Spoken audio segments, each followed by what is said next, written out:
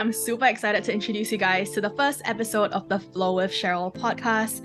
I am Cheryl, a copywriter by trade, a yoga teacher, and communication specialist, and I'm super excited to bring you guys the raw and unfiltered conversations in the wellness and yoga industry. So today's episode is going to be all about psychic readings with world-renowned psychic from Brisbane, Australia, Dunston Lully. He has saved my life on so many occasions and brought so much clarity into my life. I hope you guys enjoyed this very first debut episode, and he was the first guest that I asked to come on this episode to share his insights with you about spirituality, wellness, and what psychic readings are.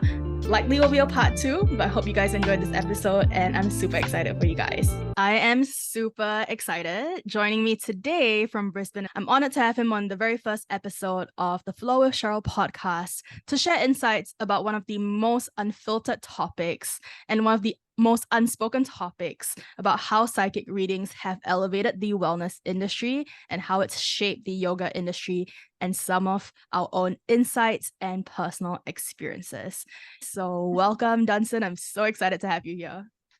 Hey, Cheryl, thank you so much for having me. I'm so excited to be with you here today on your first episode of your podcast. Oh my God. This is so exciting. So give us an introduction about yourself and to those who are new to psychic readings or have no idea what psychic readings actually are. Absolutely. Well, I am a naturally gifted psychic medium. So basically what that means is I was born with the ability to see past, present, future, and to access information outside of the ordinary realm, and also to communicate with spirits, with loved ones who have crossed over onto the other side. And, this is a gift that I've had my entire life, and it's something that I've really dedicated the greater part of my adult years to refining and perfecting to the best of my ability. And now these days, I have been in the industry professionally full-time for about 11 years now, and this is my full-time gig. This is what I do. I spend my days helping people find answers and clarity to their problems and connecting with their loved ones that have passed over. So that's basically what I do in a nutshell. What kind of psychic readings that you do? Because I know you consider yourself as a psychic medium. So what are the differences between psychic readings and mediumship readings, and how do they work? Yeah, absolutely. So what we always say in the industry is every medium is also a psychic, but not every psychic is a medium. And so basically the difference between the two is mediumship is acting as a medium or a conduit between the physical and the non-physical dimension. So that is when you have a friend or a loved one who has passed over and you maybe want to find healing and closure and connect with them. And that is what a medium does. So my role there is to connect you with your loved ones in spirit and bring through messages and also evidence and validation of the continuation of consciousness and life beyond the physical. So that's mediumship.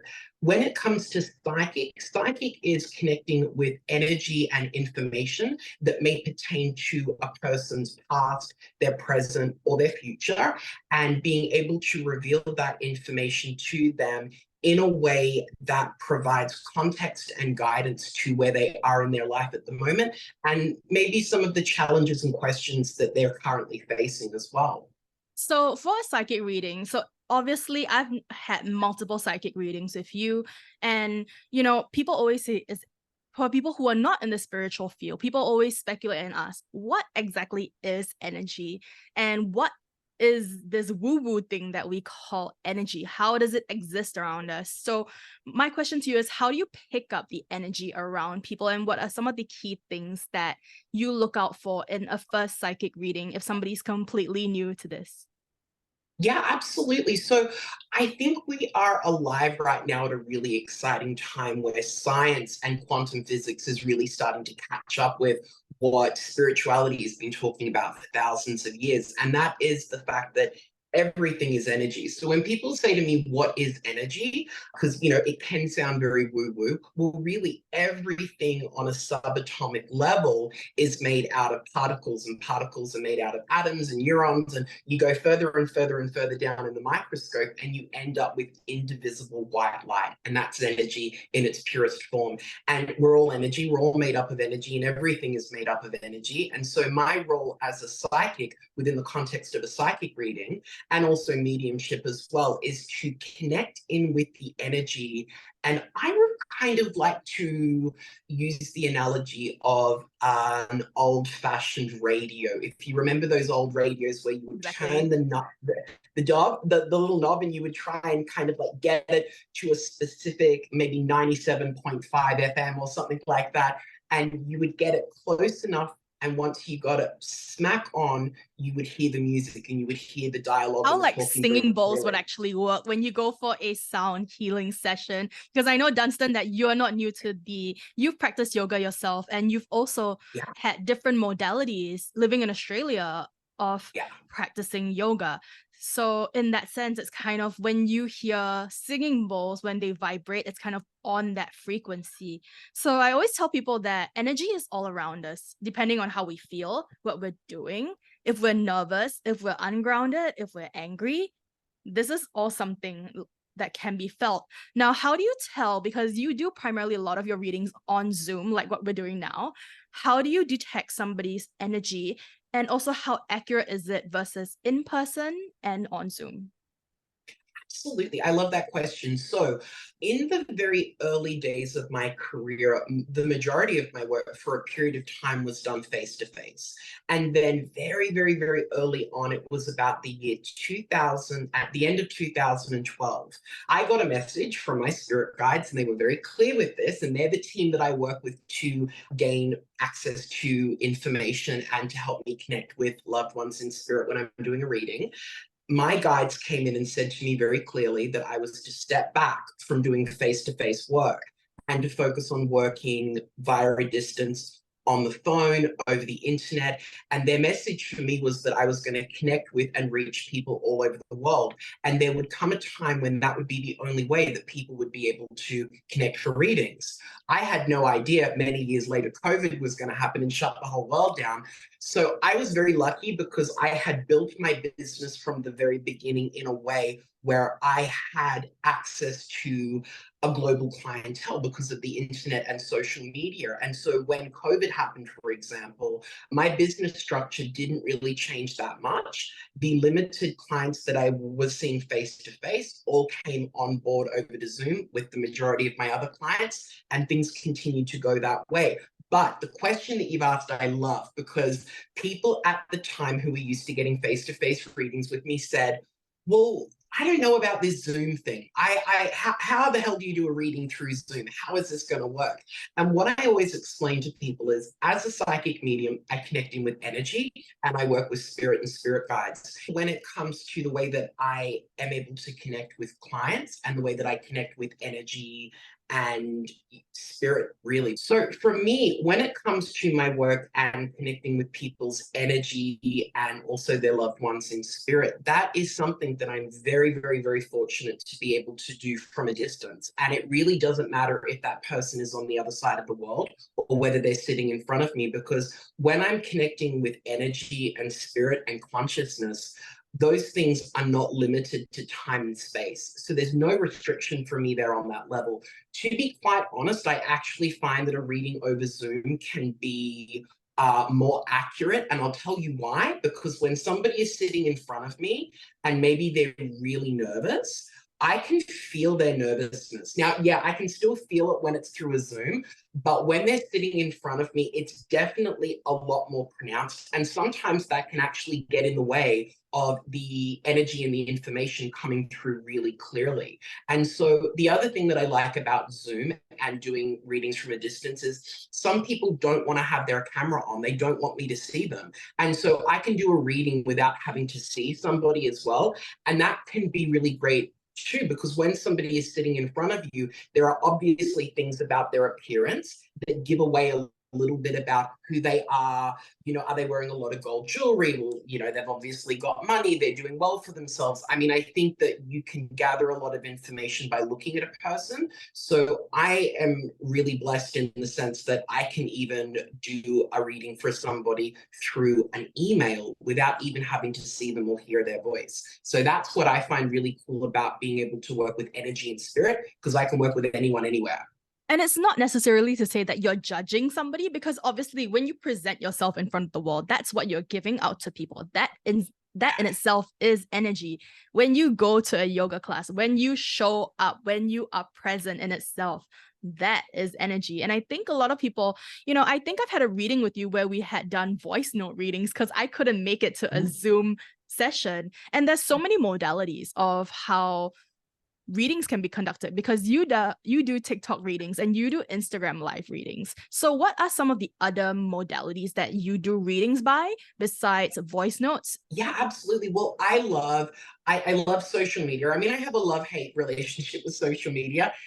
Social media can be very toxic, obviously, and there can be, I advise people not to spend too much time on social media, but I think we're all guilty of scrolling a little bit too much on In this TikTok and day and age. Instagram. Yeah, it's hard not to, but I love the way that I am able to connect with people through TikTok, especially. I love TikTok. I do TikTok lives almost every single day if I can fit it into my schedule. And I love connecting with people. I love being able to pop up randomly on somebody's algorithm. And I find it gives me such an amazing reach of being able to connect and help people all over the place. Because when I go live on TikTok and Instagram, especially, the beginning of my lives, I like to try and give away mini readings. And by that, what I mean is people can jump on, they can ask me a burning question that they have. And if they're lucky enough to be selected, because as you can imagine, there's a lot of The people on comments are there and a just lot of going like comments. nonstop. I can see it on the TikTok feed Yeah. sometimes.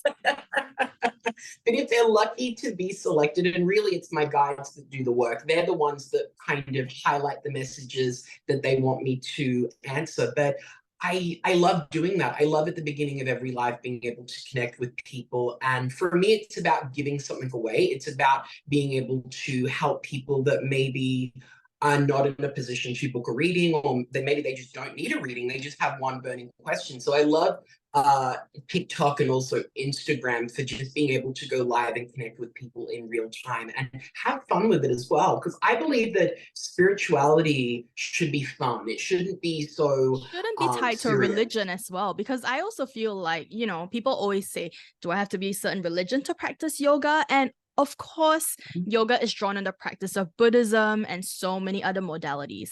But I'm Catholic myself. I know, Dunston, you yourself are Christian and you practice psychic readings yourself, and you've also practiced yoga. And I also see some cards behind you. So what are some of the different modalities that you incorporate into your psychic readings? Absolutely. So, for me, when it comes to my psychic readings, although I don't need to really use any tools or kind of like anything external to gain information. I love cards. I love tarot cards. I love oracle cards. I really love using them as a way to amplify the reading, to add another dimension and another layer of information to my readings as well. And I think it's so beautiful to have something visual and colorful that you can connect with. Because as I always say to my clients, when I close my eyes, I see the most incredible things clairvoyantly that are going to, for you, that are going to come up in your life. And that's one of my amazing gifts of clairvoyance is I can close my eyes and I can see very, very, very clear imagery and information that you as the client can't see what I'm seeing. So what I love about the cards is being able to say, hold up a card like this, for example. It gives you the ability to connect with something visually, as opposed to just looking at me for the 1 hour reading, which It I mean, also gives you a I'm lot of clarity, because I think at the end of the day, people always ask, what do you get out of a psychic reading? And until you've experienced it yourself, and I know you've sat in a reading before, or any reading in particular, whether it's your first, second, or third, you ask questions that you want answers to. Ask and yes. you shall receive. And at the end of the day, would you say that it's true that psychic readings give clarity instead of confusion? Absolutely. Well, that is always my aim. So for me, in a psychic reading, my goal is always to leave the client better off than when I found them. So normally people come to me when they have lost a loved one, when they are facing an important decision or challenge in their personal life. And my whole goal is to give you as much information, clarity, and guidance as I possibly can in the time that we have together. And I work a little bit differently from other psychics and mediums in the sense that I will answer specific questions for people. So I like it when people come to me and they say, I have a list of things that I want to know. And I go, great, okay, what do you want to know? Ask and you shall receive, just like you said. So ask me the question. I will tune in and I will connect in with your energy. I will connect in with spirit. I will connect in with your guides. And most of the time, I'm able to deliver very clear and concise information and answers that are accurate and that help people move forward and make the best possible decisions in their life for themselves. I think also there's so much clarity that we can't see for ourselves, and having a third person perspective always helps bring that clarity because of course I've been through some tough times in my own life and there are different areas of my life that I would love to read on. Would you also say that there's a limit on the number of questions to be asked in, say, a 15-minute reading? Because I know you do offer 15-minute readings, 30-minute readings, and 60-minute readings. So Yeah. how many questions would you say to bring into a reading so that you don't overwhelm yourself and gain too much information? So I think at the end of the day, it's not causing more confusion in our lives, but how do you elevate a reading so that you maximize it with the best number of questions possible that give you the clarity that you need?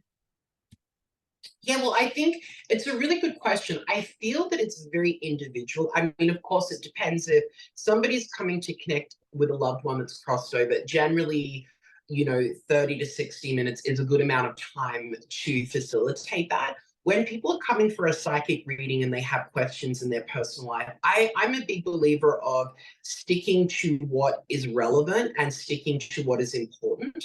And so, if somebody's got one burning question or one thing going on in their life, that's why I offer a 15-minute option. It's not commonly utilized, but it's there if somebody has something that's popped up and it's just one quick thing and they don't really need a full reading in a full 1 hour, but they just need some clarity or guidance around one question or one area. The 15-minute reading is fantastic for that.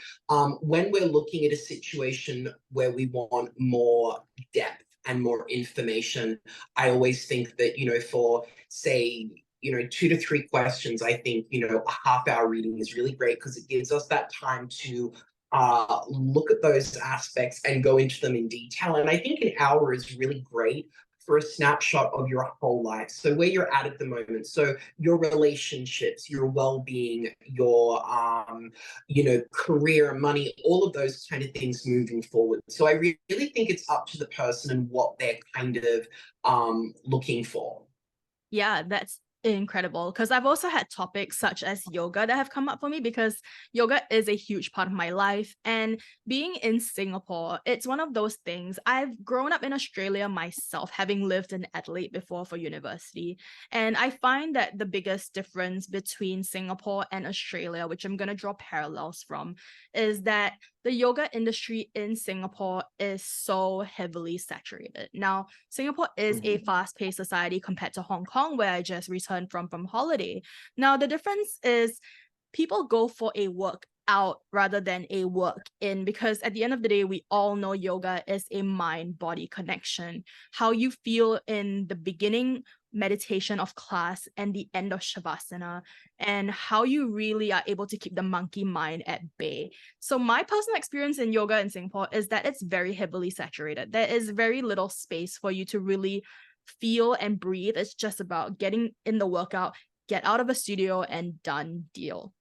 So I've Yeah. always felt that, I never had the space to process my own thoughts, which is why I turned to psychic readings.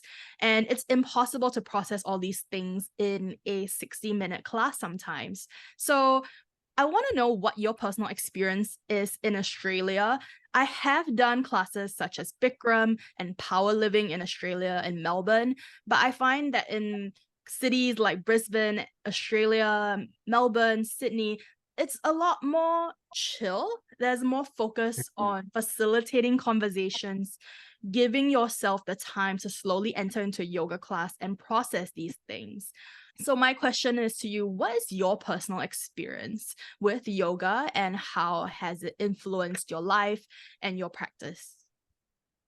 Yeah, it's really interesting for me because my experience with yoga first started when I was about 14. I was about 13, 14 years old. I was very young, and I spent a little bit of time, a few months, actually living and studying in an ashram, in a Vedic ashram, with gurus from India that were well versed and knowledgeable in the ancient Vedic wisdom. And so we did the yoga asana. So physical yoga was a big part of what we did. We did a lot of mantra yoga, so chanting sacred sounds and using that. I mean, it was, oh God, Ayurveda as well was kind of incorporated into it. So my early experience of yoga was a very holistic experience of yoga that incorporated all of the different elements of Vedic wisdom, which I found to be quite a rich tapestry of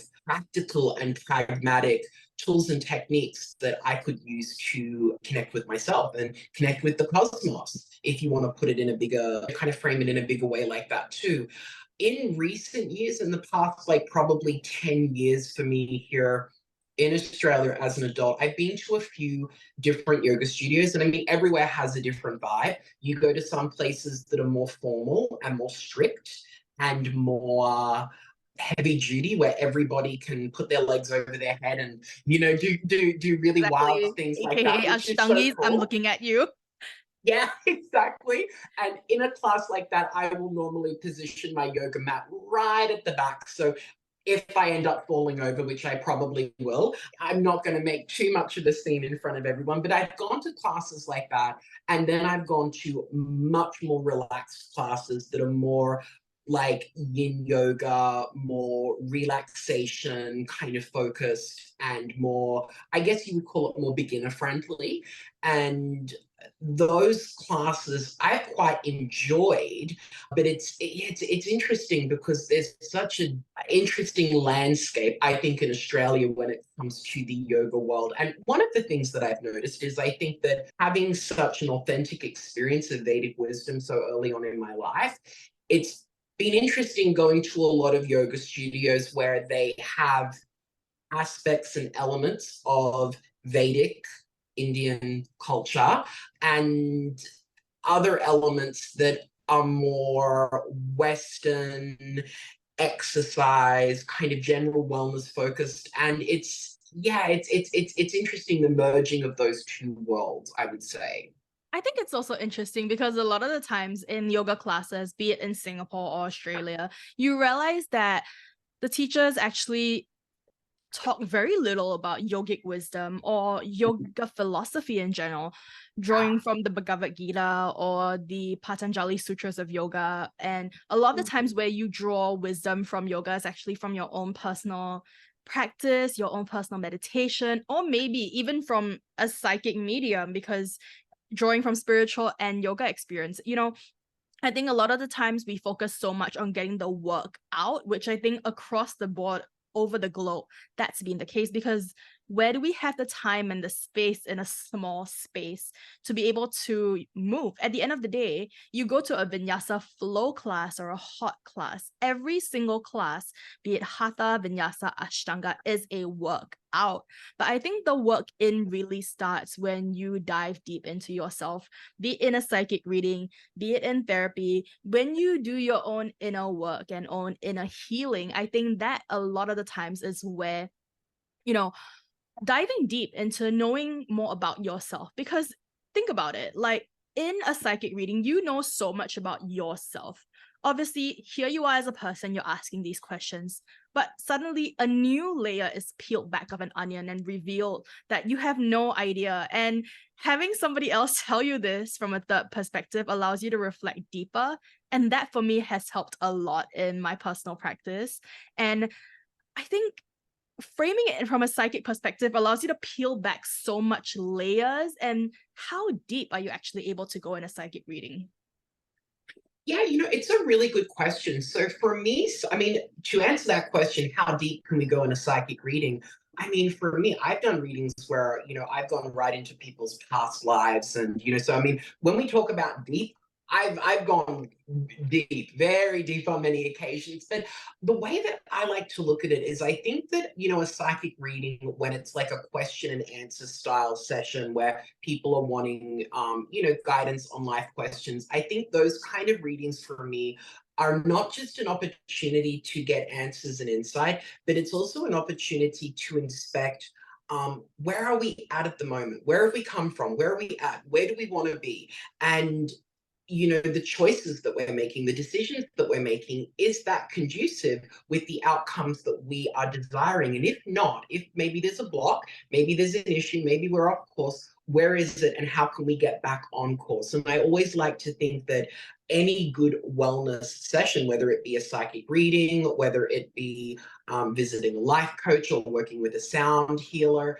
should always be a journey back to self. And I believe that you should always walk away feeling more connected with yourself and your own intuition than anything else. And I think a big part of what I do in my readings is to also remind my clients that you have an intuition, you have an incredible intuitive skill set, and we can all tap into our intuition and learn, when we have a gut feeling on something, how to listen to that and how to follow that. And my goal is never to tell a client what they should do, to guarantee someone that their life is going to work out in a particular way, because there's free will and people have got to make their own choices and decisions in life.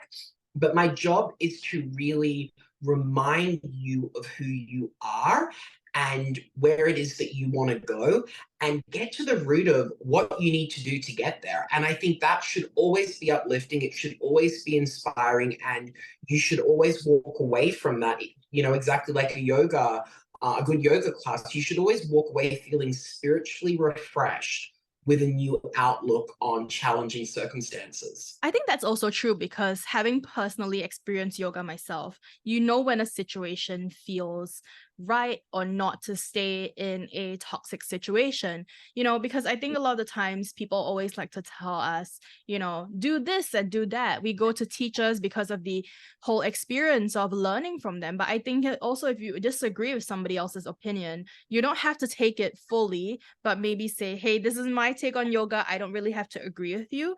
Thank you, next. Because at the end of the day, I think, Dunston always likes to say this in his reading, the only things that are really guaranteed in life is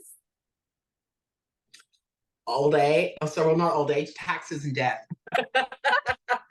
It's so true. I mean, at the end of the day, it's always like we come into this wall, ashes to ashes, dust to dust. We're gonna leave at the end of the day. And I think the people who are still alive to be able to do mediumship readings are the wonderful things that somebody has passed away. You're able to connect with that. And, I think at the end of the day, psychic readings reveal the raw truths, the peel back layers. But I think you really have to make your own decisions at the end of the day. Sure, a psychic reading might say to you, oh my God, I had never known this about a particular person or particular situation. How the hell did I not know about this? And suddenly you've gained that clarity. But I think if you trust in your intuition, like you were saying, every one of us has gut instincts and intuition. I'm sure there must be a reason why so many of your clients must be called to you. Why you instead of thousands of psychics all over the world? And I would say, what's the biggest pull, or how do clients actually come to you or receive that calling to come to you? For me, it was because of one of my friends who introduced me to Dunston, and he has given me so much clarity and so much insights. So what is the main pull and that connection that draws people into your work? Yeah, I love that question. So it's a very complex question, because one I of threw the the things ball that at I you can for sure. exactly. Well, one of the things that I can say is, when I first started my career full time as a psychic medium, I kind of wanted to fly under the radar and do it really quietly. I didn't want to be on social media. I didn't want attention, and I didn't want to be known or recognizable. I didn't want that. I'm a very private person, believe it or not. I'm like an introverted I'm a very extrovert. private person, Put the believe it camera or not. on, Yeah, I put the camera on and I'm very extroverted, but those who know me know that I'm very private and I value that. But early on in my career, I built my business off the back of a business card. And what I mean by that is I had business cards that I handed to people. I didn't have a website like I do now. I didn't have social media channels. I flew underneath the radar. And what would happen was I would read for people and then they would tell their friends and family about me. And then they would give them my card. They would contact me. They would want to book in a reading. And that I started, obviously, I'm in Australia. I started in Australia. I read for people who had friends and family overseas. And then all of a sudden, I was reading for people all around the world. And it has continued to build from there. And obviously, today I have a website, dunstonlully.com. Shameless plug right there. And all of my, all of my social You want to media get a channels. reading And from I love Dunston, that. you know where to get it. I'll put it in the Yeah. show notes. I honestly recommend people based on personal experiences. And I think that's the way to go because, like my friend, she referred me over to Dunston and she actually sent me 2 psychic links. And I picked Dunston because my intuition just seemed to call to Dunston and he was available. I was like, why not? Yeah. Like, I think it's just about pull and how you feel. That's what I mean by energy. And that's how Yeah. it translates across text message, across different platforms. Yeah. And I think, there are certain things to look out for. And there are also certain, I think the thing is to always take it with a grain of salt. Because one of the things that we've been reading about a lot is westernized yoga and problems about toxic positivity being perpetuated. And I think to wrap it all up and to sum it all, what's your understanding about toxic positivity in the yoga industry? Because sometimes we do walk out of a yoga class and think, I don't really agree with what this person has said or what I feel. Maybe I'll go on to a next teacher because at the end of the day, anyone can be a yoga teacher. I got certified online with my yoga teacher training. I mean, I personally knew how to teach a yoga class even before I did my training. So it came to me with the knowledge of what yoga really is. And I think at the end of the day, you have to use your intuition and guide. And I think what is the biggest advice that you would give for, looking out for pointers such as toxic positivity, not being brainwashed and sucked into the idea that yoga is only about a fixated thought and not what somebody else says that you should be doing X, Y, Z. Yeah, absolutely. I love that question. Well, I might kind of seem like I'm going on a tangent here, but there's multiple layers of that I really want to get into. And I think that, what you were saying before is the great kind of segue into this. And that is that you always need to take everything with a grain of salt. So say, for example, if somebody comes to me in a reading and they say, hey, I want to go on holiday to this location, should I do it? I always say to people, I can't tell you what to do, but I don't know, I'm not getting the best energy around it.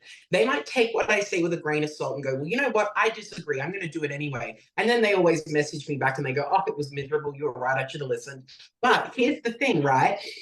You have to make your own decisions. And just because a psychic or a life coach or a yoga teacher or anyone in the wellness space gives you guidance and advice doesn't mean that you need to take that on board or take all of it on board. Now, there is a really great saying that comes from the Christian tradition, and that is eat the fish and leave the bones. And I love that saying. And I say that in all of my readings. My job as a psychic medium is not to tell you what to do. It's not to make decisions for you. It is to give you the information that I am receiving.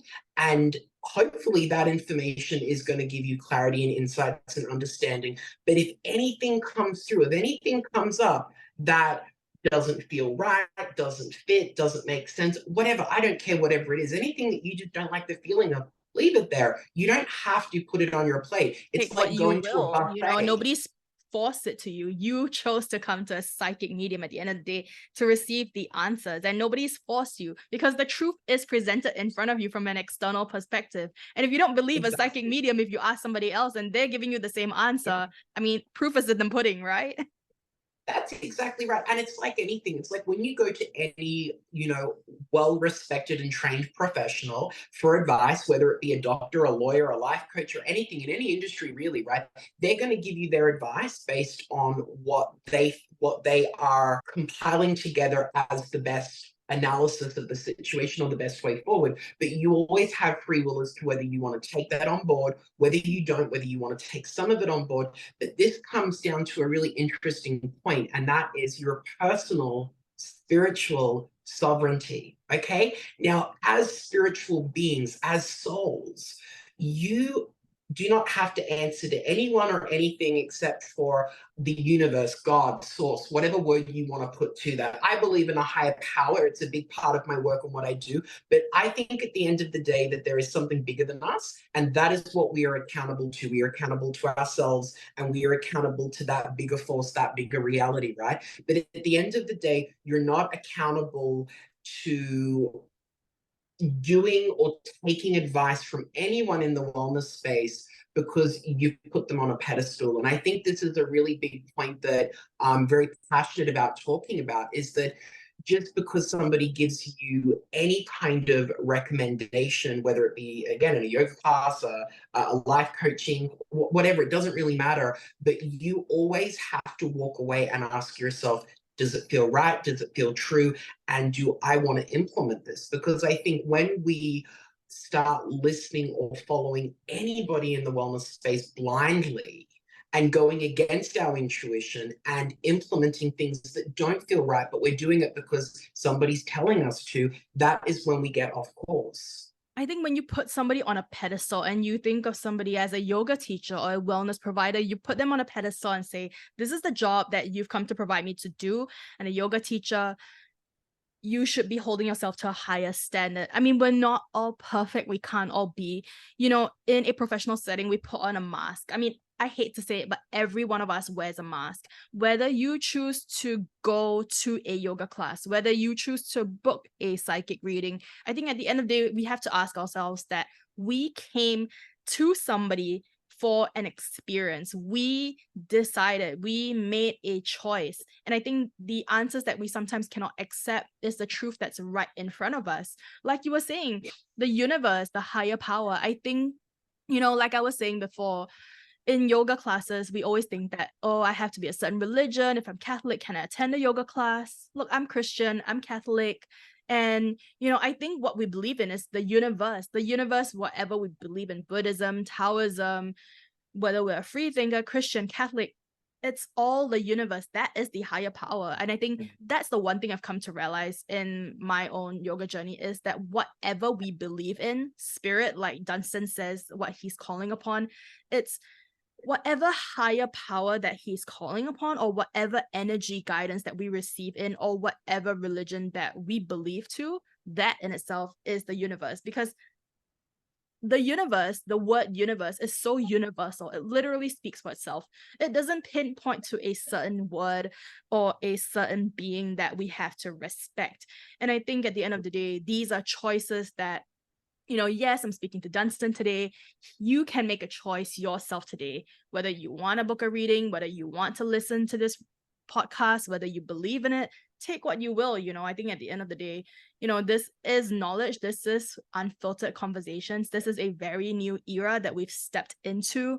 And I think at the end of the day, it's about breaking down the barriers and opening our eyes to insights that, in the past, 50 years ago, nobody would have ever talked about psychic readings or known about these unfiltered conversations. But I think here we are in this day and age with technology, through Zoom, being able to spread the word about what psychic readings are and also how its impact on the wellness industry really is.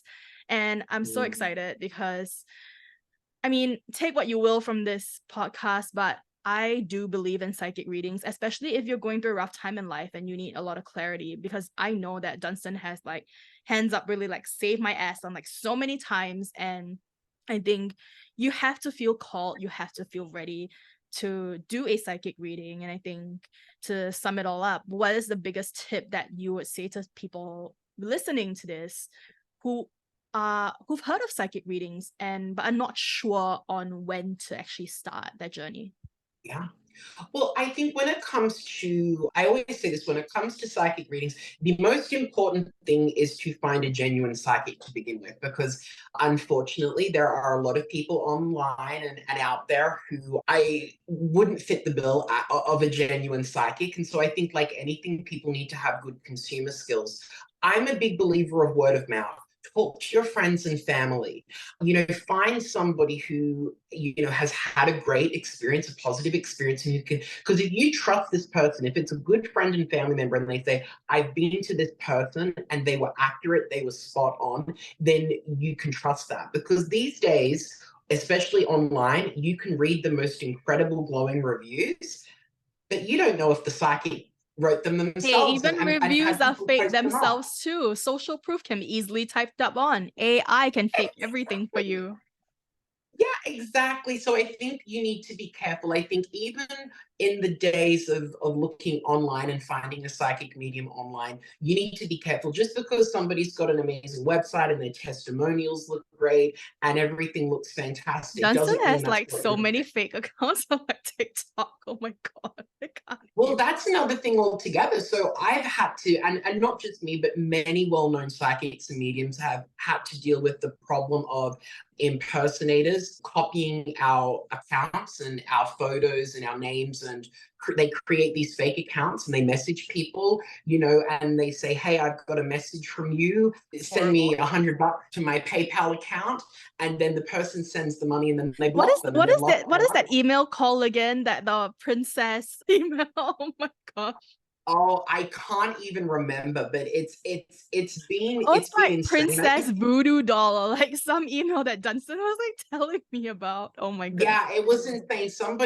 One of my followers messaged me and said, I had somebody who reached out and pretending to be you with your face and with your profile picture and your name, and they said PayPal $100 to Princess Voodoo Mahulu Queen Oh my 105 at gosh. gmail.com.